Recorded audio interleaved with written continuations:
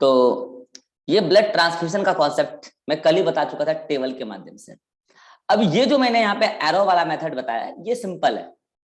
कल जो टेबल वाला मैं बता रहा था वो टेबल वाला से तो मैं आपको फॉर्मेलिटी करके दिखा दिया कि कौन किसको देगा, कौन किसको कौन किससे लेगा। लेकिन ये एरो वाला मेथड बहुत ही सिंपल है। तो एरो वाला मेथड में क्या है कि आप जिसको मैं घेर रहा हूं उस पर फोकस करना। पहले मैं कह रहा हूं कि ये जो मैं येलो कलर से घेर रहा हूं, सॉरी इस रेड कलर से, this is blood group of the person. Okay, this is a blood group of person. A blood group, O blood group, A B blood group और बी ब्लड ग्रुप। अब मुझे बताओ जिसका जो blood group है उसके पास वही वाला एंटीजन है, यस और नो? जैसे ए ब्लड ग्रुप वाले के पास A antigen, A B blood group वाले के पास A and B both antigen, B blood group वाले के पास केवल बी एंटीजन और ओ ब्लड ग्रुप वाले के पास नो एंटीजन। ठीक है, दैट उसके नीचे जो मैं स्मॉल लेटर से लिख रहा हूं वो क्या आपको बताएगा? येलो कलर वाला को बताएगा? एंटीबॉडी। एंटीबॉडी। उसके नीचे स्मॉल लेटर से मैं लिख रहा हूं एंटीबॉडी, यानी कि ए ब्लड ग्रुप वाले के पास ए एंटीजन है और बी एंटीबॉडी है। ओ ब्लड ग्रुप वाले के पास कोई एंटीजन नहीं है लेकिन एंटीबॉडी दोनों ही है। बी ब्लड ग्रुप वाले के पास बी एंटीजन है लेकिन एंटीबॉडी ए है। ए बी ब्लड ग्रुप वाले के पास A and B both antigen है लेकिन एंटीबॉडी है ही नहीं। अगर ये बात आपको क्लियर है तो फिर तो आप ब्लड ट्रांसफ्यूजन इजीली करा लोगे। ठीक है, अब देखो पहले तो एक बात क्लियर रखो, कोई भी ब्लड ग्रुप वाला सेम ब्लड ग्रुप के पर्सन से ब्लड ले भी सकता है और सेम ब्लड ग्रुप के पर्सन को ब्लड दे भी सकता है। सेम सेम में तो चलता ही है, चक्कर आता है दूसरे वाले में। तो आपको क्या देखना है जल्दी बोलो? डोनर का क्या देखना है, एंटीजन या एंटीबॉडी? डोनर का क्या देखना है? एंटीबॉडी। डोनर का एंटीबॉडी है, डोनर का एंटीबॉडी, डोनर का एंटीजन और जहां जा रहा है मतलब रेसिपिएंट का एंटीबॉडी। अगर यही आपको नहीं पता है तो आपको कभी नहीं बनने वाला है कुछ। डोनर का देखना है एंटीजन, क्योंकि यही एंटीजन उसका अपना इसका एंटीजन उसका एंटीजन अगर मैच कर गया था तो अपना वाला आदमी है, कोई रिएक्शन नहीं होगा। लेकिन अगर इसका एंटीजन उसके एंटीजन के साथ मैच नहीं कर रहा है तो फिर इसका मतलब है कि इसका एंटीजन उसके एंटीबॉडी के साथ मैच कर जाएगा और दोनों अगर रिएक्शन कर गया, डोनर का एंटीजन और रेसिपिएंट का एंटीबॉडी, तो रिएक्शन को कहते हैं एग्लूटिनेशन। देखो यहाँ लिखा है एग्लूटिनेशन। रिएक्शन कर जाएगा तो आरबीसी मर जाएगा, ब्लड ट्रांसफ्यूजन सक्सेसफुल नहीं होगा। तो अब चलो कंसेप्ट लगाओ जल्दी से कि ए वाला किसको किसको दे सकता है। पहले ये देखो, ए वाला क्या ए वाले को दे सकता है? ए ब्लड ग्रुप वाले ए ब्लड ग्रुप वाले को दे सकता है? यस। सेम में तो सेम में तो कोई कंफ्यूजन ही नहीं होना चाहिए। अब आते हैं, क्या ए वाला ए बी को दे सकता है? No sir. No sir. क्यों नहीं दे सकता भैया? ए वाले के पास ए क्या है अभी, जब दे रहा है तो ए क्या है, डोनर या रेसिपिएंट? डोनर। डोनर। तो इसका क्या देखोगे? एंटीजन। रेसिपिएंट कौन बन गया? A B. तो ए बी वाले के पास कोई एंटीबॉडी है क्या? नो सर, तो दे सकता तो है। जब इसके पास एंटीबॉडी नहीं है तो क्या ए वाला ए बी वाले को नहीं दे सकता है? ए वाला क्या ओ को दे सकता है? No sir. नहीं दे सकता, No, sir. क्योंकि इसके पास नो सर। नहीं दे सकता है क्योंकि इसके पास एंटीजन ए है और इसके पास एंटीबॉडी ए है। और डोनर का एंटीजन और रेसिपिएंट का एंटीबॉडी मिल गया तो रिएक्शन हो जाएगा, ब्लड ट्रांसफ्यूजन सक्सेसफुल नहीं होगा, इसलिए वो नहीं दे सकता है। अरे एरो देखो विवेक क्या किधर है, मैं इधर से इधर बनाता तब ना बोलते दे सकता है, उधर से उधर नहीं बनाया क्योंकि दे नहीं सकता है। चलो अब देखो, क्या ए वाला बी को दे सकता है? नहीं दे सकता क्योंकि बी वाले के पास ए एंटीबॉडी है और ए वाले के पास ए एंटीजन है। वो अगर मैच कर गया तो रिएक्शन हो जाएगा और उससे एग्लूटिनेशन हो जाएगा तो पर्सन मर सकता है, मतलब आरबीसी मर जाएगा। तो यानी कि ए वाला किसको किसको दे सकता है? क्लियर हो गया, ए वाला ए वाले को दे सकता है, ए वाला ए बी वाले को दे सकता है, बस और किसी को नहीं। अब आ जाओ बी वाले का चेक कर लेते हैं पहले। बी वाला बी वाले को दे सकता है? Yes sir. उसमें तो कोई कंफ्यूजन नहीं है, सेम में कोई कंफ्यूजन नहीं होना चाहिए। अब आ जाओ कि बी वाला ए बी वाले को दे सकता है? यस हाँ, क्योंकि ए बी वाले के पास कोई एंटीबॉडी नहीं है, भले इसके पास बी एंटीजन हो, इसके पास कोई एंटीबॉडी ही नहीं है तो मैच करने वाला है नहीं, आराम से दे सकता है। बी वाला ओ वाले को दे सकता है? No sir. No sir. नहीं दे सकता है क्योंकि बी वाले के पास बी एंटीजन है और ए बी वाले के पास बी एंटीबॉडी है, मैच कर जाएगा तो रिएक्शन हो जाएगा, नहीं दे सकता है। बी वाला ए वाले को दे सकता है? No sir. नहीं दे सकता है क्योंकि बी वाले के पास बी एंटीजन है और ए वाले के पास बी एंटीबॉडी है, मैच कर जाएगा तो रिएक्शन हो जाएगा, आरबीसी मिल जाएगा। तो ए और बी वाले का देख लिया आपने, अब आ जाओ ए बी वाले के पास। ए बी वाला ए बी वाले को दे सकता है? सेम सेम में कोई कंफ्यूजन ही नहीं होना चाहिए, ए बी वाला ए बी वाले को दे सकता है। अब ये मिटा दो पहले, नहीं तो फिर बाद में तुम कंफ्यूज होते रहो। ए और बी वाले का मैंने सिखा दिया है, ठीक है। हाँ, ए बी वाला ए बी वाले को तो दे ही सकता है। अब आ जाओ, ए बी वाला बी वाले को दे सकता है? No sir. नहीं दे सकता है क्योंकि ए बी वाले के पास बी एंटीजन है और बी वाले के पास ए बी वाले के पास ए एंटीजन है और बी वाले के पास ए एंटीबॉडी है, मैच कर जाएगा, रिएक्शन हो जाएगा, इसलिए नहीं दे सकता है। चलो, ए बी वाला ए वाले को दे सकता है? No sir. नहीं दे सकता है क्योंकि ए बी वाले के पास बी एंटीजन है और ए वाले के पास ए एंटीबॉडी है, मैच कर जाएगा, रिएक्शन हो जाएगा, एग्लूटिनेशन हो जाएगा, तो आरबीसी मर जाएगा, सक्सेसफुल ब्लड ट्रांसफ्यूजन नहीं हो पाएगा। ए बी वाला ओ वाले को दे सकता है? No sir. नहीं दे सकता है क्योंकि ए बी वाले के पास ए एंटीजन भी है, बी एंटीजन भी है और ओ वाले के पास ए एंटीबॉडी भी है और बी एंटीबॉडी भी है, दोनों दोनों मैच कर जाएगा और रिएक्शन हो जाएगा, आरबीसी मर जाएगा। यानी कि ए बी वाला केवल ए बी वाले को ही दे सकता है। ओके, नाउ अब आ जाओ ओ पे, अब आ जाओ ओ पे। ओ वाले को दे सकता है? Yes sir. सेम सेम में तो कोई कंफ्यूजन ही नहीं होना चाहिए, बिल्कुल दे सकता है। अब बताओ, ओ वाला ए वाले को दे सकता है? No sir. दे सकता है। यस। ओ वाले के पास कोई एंटीजन ही नहीं है, तभी तो ओ लिखा है रे भैया, इसके पास कोई एंटीजन ही नहीं है और चूंकि इसके पास कोई एंटीजन नहीं है तो ये ए वाले को भी दे सकता है, ए बी वाले को भी दे सकता है और बी वाले को भी दे सकता है। क्योंकि आप ब्लड ट्रांसफ्यूजन में देखते हो डोनर का एंटीजन और रेसिपिएंट का एंटीबॉडी मैच ना करे, तो जब ओ वाले के पास एंटीजन ही नहीं है तो कहीं पे भी चल जाए, मैच करने की क्या संभावना है? कोई संभावना नहीं है, इसलिए ओ वाला सभी को दे सकता है। इसीलिए ओ वाले को कहते हैं यूनिवर्सल डोनर और ए बी वाला चूंकि सबसे ले सकता है इसलिए उसको बोलते हैं यूनिवर्सल रेसिपिएंट। और अब आज आपको हम बता रहे हैं नेगेटिव और पॉजिटिव का क्या चक्कर है। मुझे बताओ, क्या आप इस वाले पर्टिकुलर चार्ट से, वो जो कल मैं चार्ट बनाया था वो तो थोड़ा कॉम्प्लेक्स है, वो तो कॉन्सेप्ट को क्लियर करने के लिए मैंने आपसे चार्ट बनवाया था, लेकिन क्या आप इस पर्टिकुलर एरो मेथड से आप तुरंत निकाल लेंगे कि कौन किसको दे सकता है और कौन किससे ले सकता है? एटलीस्ट जेनेटिक्स वाले चैप्टर में अगर एग्जाम में आ जाए तो आप क्या करेंगे? कैपिटल लेटर से जल्दी से लिख लेंगे ब्लड ग्रुप और वही उसका एंटीजन भी होगा, ठीक है, और उसका नीचे ब्रैकेट में लिख लेंगे एंटीबॉडी स्मॉल लेटर में, और फिर आप देख लेना कॉन्सेप्ट यही है कि सक्सेसफुल ब्लड ट्रांसफ्यूजन में डोनर का एंटीजन देखना है और रेसिपिएंट का एंटीबॉडी देखना है, रेसिपिएंट का। तो आपको बस इतना ही कंसेप्ट ध्यान रखना है कि रेसिपिएंट का एंटीबॉडी, क्योंकि जहां जा रहा है उसका सिक्योरिटी गार्ड और जो जा रहा है उसका वेशभूषा, तभी तो मैं कल समझाया था, जो जा रहा है मतलब वो डोनर है, उसका वेशभूषा इंपॉर्टेंट है, और जहां जा रहा है उसका घर का सिक्योरिटी गार्ड इंपॉर्टेंट है। और सिक्योरिटी गार्ड अनजान वेशभूषा के लिए लगाया गया है, तो अगर ये वेशभूषा पहचाना हुआ नहीं होगा तो सिक्योरिटी गार्ड और इसका आपस में रिएक्शन स्टार्ट हो जाएगा और वो सक्सेसफुल ट्रांसमिशन नहीं होगा फिर, ठीक है, यही कंसेप्ट है। अब आते हैं, आपने कई बार ब्लड ग्रुप में सुना होगा कि मेरा ए पॉजिटिव है, मेरा ए नेगेटिव है, फलना ढिकना सुना होगा आपने, ठीक है। तो ये पॉजिटिव नेगेटिव का क्या चक्कर है? देखो, मैंने आपको कल भी बोला था कि जो हमारा ब्लड ग्रुप सिस्टम है ना, कई सारा ब्लड ग्रुप सिस्टम है, हम लोग A B blood group system पढ़ते हैं, ठीक है, क्योंकि ब्लड ट्रांसफ्यूजन में इसी का रोल होता है, रिएक्शन इसी से रिलेटेड होता है। लेकिन A B blood group system के साथ एक और ब्लड ग्रुप सिस्टम है, RH factor blood group system. Blood transfusion में एबी ब्लड ग्रुप जितना, एबीओ ब्लड ग्रुप जितना इंपॉर्टेंट है, उतना ही important RH factor blood group भी है। ये दोनों मिलकर डिसाइड करता है कि ब्लड ट्रांसफ्यूजन सक्सेसफुल होगा या नहीं होगा। तो क्या है ये RH? पहली बात, ये RH वर्ड आया रेंसियस मंकी से, ये पहली बार जो डिस्कवर्ड हुआ था ये फैक्टर, मंकी भी मैमल्स है, हम लोग से काफी क्लोज एंसेस्टर है, तो रेंसियस मंकी में पहली बार ये डिस्कवर्ड हुआ था ये RH फैक्टर, इसलिए वहां से वर्ड आया RH, ठीक है।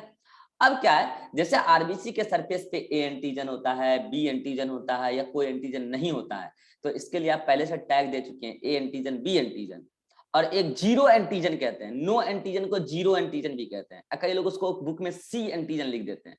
तो ए बी सी अल्फाबेट तो यूज हो गया, अब बचा अल्फाबेट नेक्स्ट डी। तो इसलिए कई बार हम लोग आर एच फैक्टर को, आर एच एंटीजन को डी एंटीजन भी कहते हैं। ओके, अब जैसे मुझे बताओ, ए एंटीजन को बनाने के लिए आपने आई ए जीन बताया, ऐसे ही बी एंटीजन को बनाने के लिए आपने बी आई बी जीन बताया। नो एंटीजन को बनाने के लिए आपने आई ओ या आई नॉट जीन बताया। कई लोग उसको आई सी भी लिखते हैं, ध्यान रखना, कई सारी किताबों में लिखा मिलेगा आपको, ठीक है, आई सी, लेकिन मोर करेक्ट आई नॉट होना चाहिए, ताकि थोड़ा क्लियर कट भावनाएं सामने आए कि नॉट का मतलब क्या है।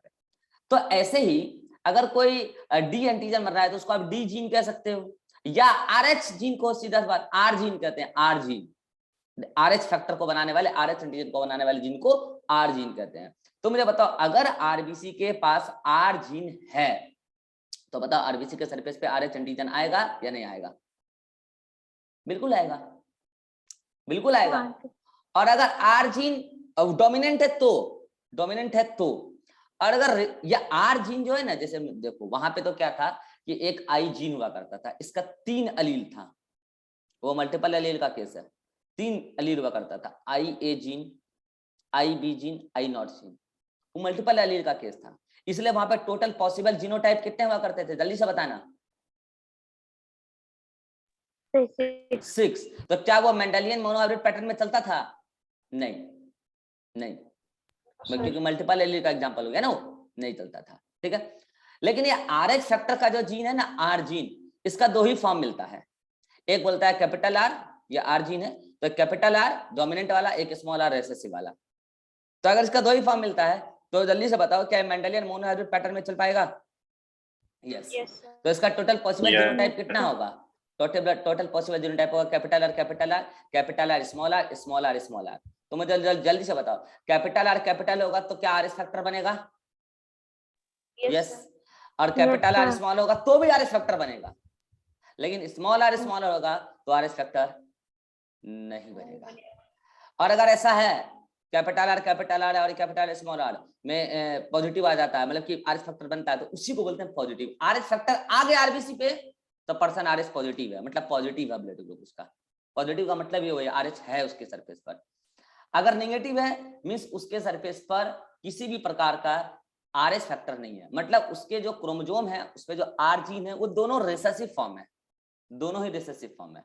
तो मुझे एक बात बता दो, जल्दी से बता दो, अगर माए बाप में से कोई एक आदमी भी पॉजिटिव हुआ तो बच्चा क्या होगा? पॉजिटिव, नेगेटिव, कुछ कह नहीं सकते, positive, confirm positive, confirm positive.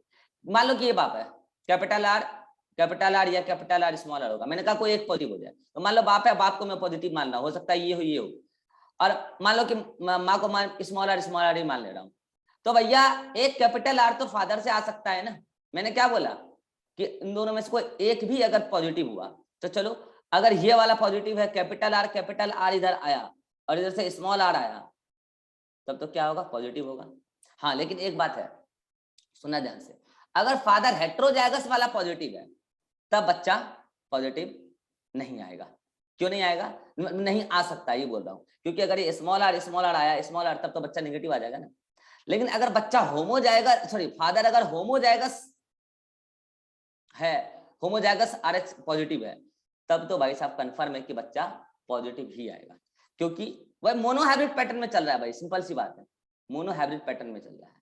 तो यहाँ पे कहने का मतलब ये है कि माँ और बाप में अगर कोई एक भी प्योर आरएच पॉजिटिव हो गया, मतलब होमोजाइगस आरएच पॉजिटिव हो गया, तो बच्चा कंफर्म आरएच पॉजिटिव आएगा, बच्चा उसका कंफर्म आरएच पॉजिटिव होगा।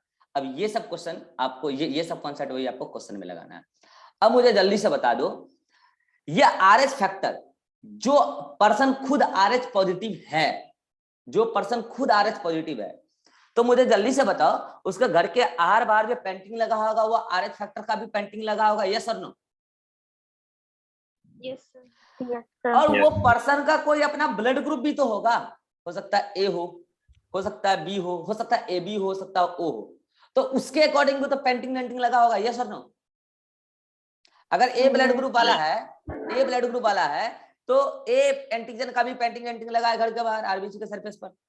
मान लो बी वाला है तो बी का लगा है डेंटिंग पेंटिंग। अगर ए बी वाला है तो ए और बी दोनों एंटीजन का डेंटिंग पेंटिंग लगा के रखा है घर के बाहर। ओ वाला है तो व्हाइट पेंटिंग, मतलब कोई एंटीजन नहीं लगाया है ब्लड ग्रुप से रिलेटेड। लेकिन इसी समय आपको आरएच का भी डेंटिंग पेंटिंग सोचना है। अगर चलो मैं आपको बोल रहा हूं, आप बताना घर के बाहर कौन कौन सा डेंटिंग पेंटिंग होगा। मैंने बोला ए पॉजिटिव ब्लड ग्रुप पर्सन, हाँ जल्दी बताओ उसके घर के बाहर कैसा डेंटिंग पेंटिंग होगा? ए एंटीजन का। गलत जवाब। मैंने ए पॉजिटिव सर बोला, ए होगा उसके घर के बाहर ए एंटीजन का भी डेंटिंग पेंटिंग होगा और आरएच एंटीजन का भी डेंटिंग पेंटिंग होगा, दोनों डेंटिंग पेंटिंग होगा। तो मुझे जल्दी से बताओ उसके घर में, उसके खुद के घर में एंटीबॉडी कौन सा होगा? उसके खुद के घर में एंटीबॉडी होगा बी एंटीबॉडी। और क्या उसके घर, उसके खुद के सिक्योरिटी गार्ड आरएच एंटीबॉडी रखते होंगे? नहीं रखते होंगे, क्योंकि आरएच एंटीजन तो उसका अपना घर का आदमी है, उसके लिए एंटीबॉडी क्यों रखना है? कितने लोग समझ पा रहे हैं? आरएच एंटीबॉडी नहीं होगा उसके ब्लड में। आरएच एंटीबॉडी क्यों होगा? आरएच तो उसका अपना घर का आदमी है। हाँ सृष्टि, यस सर। क्या दिक्कत है? कोई दिक्कत नहीं। हाँ तो हाथ खड़ा करना है, अगर आता है तो हाथ खड़ा करना है। हाँ विवेक क्या दिक्कत है?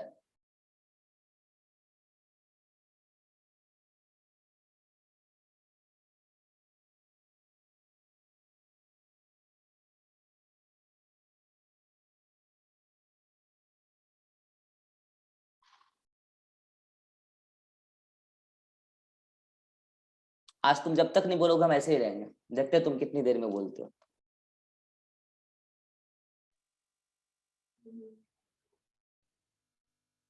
सर मतलब पूरी तरह से कैसे क्लियर करूं? हाँ तो फिर ये माइक बंद करके क्या सोचते हो? एक बार में सीधा बोलो ना कि ये चीज क्लियर नहीं है। ये टाइम वेस्ट कराने वाली आदत छोड़ो। मैं तुमको स्पेशली समझा रहा हूं कि तुम टाइम वेस्ट कराते हो मेरा क्लास में। कई बार बोलते हो तो बिना माइक ऑन किए बोलते हो, कई बार 4 बार तुमको बोलना पड़ता है कि हाँ भाई बोलो क्या आ रहा है नहीं आ रहा है। या तो फिर रिकॉर्डेड देख लो भैया, अगर आपको टाइम पास करना है तो। लाइव करोगे फास्ट रेस्पॉन्स दो, ये लास्ट वार्निंग दे रहा हूं मैं तुम्हें। चलो माइक ऑन करो, तुम माइक ऑन करो जल्दी से।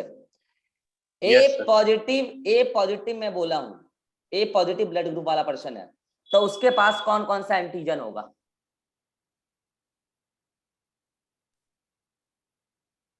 सर बी होगा एंटीजन। हाँ तो क्या है ना कि तुम कल का रिकॉर्डेड देखना, तुम्हारा कल का ही कॉन्सेप्ट क्लियर नहीं है तो आज का नहीं कर सकता हूं मैं, क्योंकि तुम कल का कंसेप्ट मिस कर चुके हो। तो मुझे पूरा कल का कंसेप्ट भी बताना पड़ेगा और आज का भी बताना पड़ेगा, तब तुम्हें समझ में आएगा। इसलिए मैंने आपको कहा था कि अगर आपको अभी का समझ में आ रहा है तो ठीक है, नहीं तो रिकॉर्डेड कल का भी देखो आज का भी देखो, ठीक है। तुम जाओ और रिकॉर्डेड देखना 9 बजे जब अपलोड हो जाएगा, ठीक है जाओ। तो हाँ सृष्टि और रिभा क्लियर है? यस अब अगर इसको यही नहीं पता है कि ए ब्लड ग्रुप हमने बोल दिया और ए ब्लड ग्रुप में ए एंटीजन है, यही नहीं पता है तो फिर उसको मैं कैसे समझा सकता हूँ? संभव नहीं है ना। सीधी पता चल रहा है कि कल का कंसेप्ट क्लियर नहीं है, तो उसको कल का कंसेप्ट देख के आना चाहिए पहले, ठीक है। और ये क्लास स्टार्ट होने के बाद बोल रहा है कि सर कल का रिकॉर्डेड अपलोड नहीं है, ये तो मैं चेक करने के लिए ही जान के अपलोड नहीं किया था, पता तो चले कौन कौन झूठ बोलता है और कौन कौन सच बोलता है। ये तो मैं कई बार ऐसा कर चुका हूँ। चलिए तो अब आपको पता चल चुका है कि आरएच पॉजिटिव और आरएच नेगेटिव का क्या चक्कर है। हाँ चलिए अब आप में से बताइए किसका ब्लड ग्रुप क्या है? हाँ सृष्टि तुम्हारा ब्लड ग्रुप पता चला? No sir. नहीं पता चला। हाँ रिभा आपका ब्लड ग्रुप क्या है? पॉजिटिव। ओ पॉजिटिव, यानी कि तुम्हारे आरबीसी के सरफेस पे किसी भी प्रकार का ए और बी एंटीजन तो नहीं है, लेकिन एक एंटीजन है। वो कौन सा एंटीजन है? आरएच एंटीजन है। यानी कि तुम्हारे ब्लड में आरएच एंटीबॉडी नहीं बनेगा, कभी नहीं बनेगा, क्योंकि आरएच एंटीजन तुम्हारा सरफेस पर है। तो वो आरएच एंटीजन को अपना समझता है, तुम्हारा बॉडी आरएच एंटीजन को पराया नहीं समझता, अपना समझता है, इसलिए आरएच एंटीबॉडी कभी नहीं बनेगा। मेरा बी पॉजिटिव है तो मेरे आरबीसी के सरफेस पर बी एंटीजन भी है और मेरे आरबीसी के सरफेस पर आरएच एंटीजन भी है। इसका मतलब मेरे बॉडी में कभी भी बी एंटीबॉडी नहीं बनेगा, मेरे बॉडी में कभी भी आरएच एंटीबॉडी नहीं बनेगा, मेरे बॉडी में ए एंटीबॉडी बना के रखा हुआ है, क्योंकि कभी भी ए ब्लड ग्रुप वाला आएगा तो उसके खिलाफ हम लड़ सकते हैं। ठीक है, ये सारा कंसेप्ट है RH एंटीजन का। अब मुझे बताओ कि अगर मैं पॉजिटिव निगेटिव को भी लेके सोचूं तो टोटल कितने टाइप के ब्लड ग्रुप पॉसिबल है? सर 12। नो, ब्लड ग्रुप पूछा मैं, blood group is a phenotype. 6, sorry 6 नहीं 8। एक होगा ए पॉजिटिव, एक होगा ए नेगेटिव, एक होगा बी पॉजिटिव, एक होगा बी नेगेटिव, एक होगा ए बी पॉजिटिव, एक होगा ए बी नेगेटिव, एक होगा ओ पॉजिटिव, एक होगा ओ नेगेटिव। टोटल 8 टाइप के ब्लड ग्रुप पॉसिबल है। अब आपको कॉन्सेप्ट लगाना है ब्लड ट्रांसफ्यूजन का। आप ABO सिस्टम से ब्लड ट्रांसफ्यूजन का कॉन्सेप्ट देख चुके हैं, ये जस्ट अभी ऊपर में आपके सामने यहाँ पे लिखा हुआ है, आपने अभी जस्ट बनाया भी सही। अब मैं आपको बताता हूँ RH फैक्टर के अकॉर्डिंग। एक बात बताओ, अगर कोई पर्सन RH पॉजिटिव है, जल्दी से बताना, RH पॉजिटिव है तो RH को अपना मानता है, RH फैक्टर को अपना, RH एंटीजन को अपना मानता है पराया? अपना। तो अपना। वो उसके अंदर अगर कोई भी निगेटिव RH निगेटिव वाला पर्सन अगर ब्लड दे दे तो उसको कोई फर्क पड़ने वाला है नहीं। मैं RH के संदर्भ में बता रहा हूं, मैं अभी दोनों को कंबाइन करके भी देखूंगा ब्लड ट्रांसफ्यूजन। ठीक है, अब मुझे बताओ कि उसके बॉडी के अंदर अगर कोई RH नेगेटिव वाला चला गया तो उसके पास तो RH फैक्टर है ही नहीं है, तो उसको क्या फर्क पड़ता है? अगर उसका कोई अस्तित्व ही नहीं है, इसका मतलब उसका कोई पहचान ही नहीं है अपना, ना वो गुंडा मवाली है और ना ही वो RH लेके जाता है, वो उसको मतलब कोई मतलब नहीं है, ना उसका दोस्त है ना ही गुंडा मवाली, यानी कि संत एक तरीके से RH के मामले में कोई दिक्कत नहीं है। यानी कि निगेटिव वाला पॉजिटिव को तो दे सकता है, ओके, पॉजिटिव वाला पॉजिटिव को तो देगा ही ना, दोस्त हो गया उसका, यस और नो? पॉजिटिव वाला, क्योंकि पॉजिटिव अगर कोई है तो वो तो पॉजिटिव वाले का वेलकम ही करेगा, क्योंकि वो समझता है कि RH एंटीजन तो अपना ही है। कोई RBC याद है RH एंटीजन लेके, कोई दिक्कत नहीं है, मैं भी RH पॉजिटिव वाला ही हूँ, आ जाओ लेके, कोई दिक्कत नहीं है। अच्छा, निगेटिव वाला नेगेटिव के पास जाए तो भी कोई दिक्कत नहीं है, क्योंकि वो तो जानता है कि जिसके पास RBC के सरफेस पे RH एंटीजन नहीं, वो लोग अपने लोग होते हैं, निगेटिव वाले को नेगेटिव के साथ कोई दिक्कत नहीं। लेकिन दिक्कत एक जगह है, अगर पॉजिटिव वाला नेगेटिव वाले के पास चले जाओ तो मुझे जल्दी से बताओ, निगेटिव वाले कभी भी RH एंटीजन को अपना मानेंगे? नहीं, नहीं मानेंगे।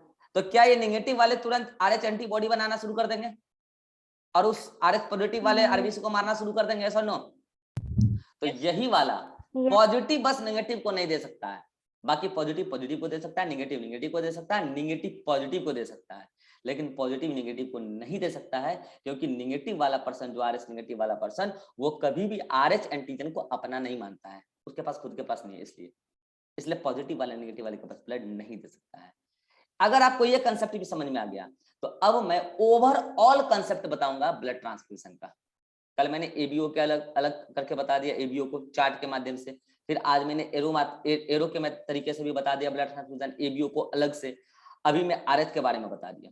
और अब मैं एक बड़ा सा चार्ट जो मैं सर्कुलेटरी सिस्टम में पढ़वाता हूं, मैं फिर बोल रहा हूँ सर्कुलेटरी सिस्टम में मैं वो चार्ट नहीं बताऊंगा, वो चार्ट को एक्सप्लेन करूंगा अभी अगली मीटिंग में। और वो चार्ट ये रहा, ये रहा, ये एक बड़ा सा चार्ट है। लोग बाग इसको रटते हैं, रटने की कोई जरूरत ही नहीं है, रटने की कोई जरूरत ही नहीं है। ठीक है, इस चार्ट को अभी हम अगले मीटिंग में लेंगे। देख लो यहाँ पे टोटल 8 ब्लड ग्रुप पॉसिबल है, दिख रहा है? A positive, A negative, B positive, B negative, A B positive, A B negative, O positive, O negative. अब आपको, अभी मैं अगला मीटिंग की डेट करूंगा 5 मिनट बाद, आप पहले अपने नॉलेज से एक बार ये पूरा टेबल देख लो, अपने नॉलेज से मैच कर लो, ताकि आप रेस्पॉन्स फास्ट दे पाना। ठीक है, अच्छा यहाँ पे ये UD लिखा है, universal donor, sorry universal recipient, UR लिखा है, R लिख लेना।